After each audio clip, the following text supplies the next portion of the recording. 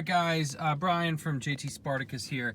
So these little things right here, any Jeep owner knows this, they collect dirt and stuff. So there is a solution. Found it on Amazon. I'll put the link down in the comments below, but you see these little things here. I'm gonna go ahead and pull one out and show you what this thing looks like. Basically these are just little plastic fillers for this. It's a lot harder with one hand. So there you go, voila, that's it.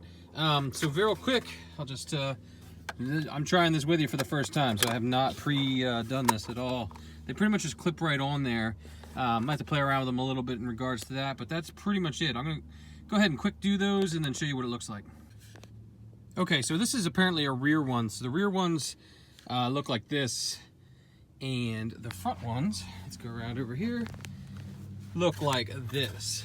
So you'll see the sort of difference. There's no instructions or anything with this. Not that I would necessarily read them anyway, but you see how they look different. This is the rear one and this is the front one.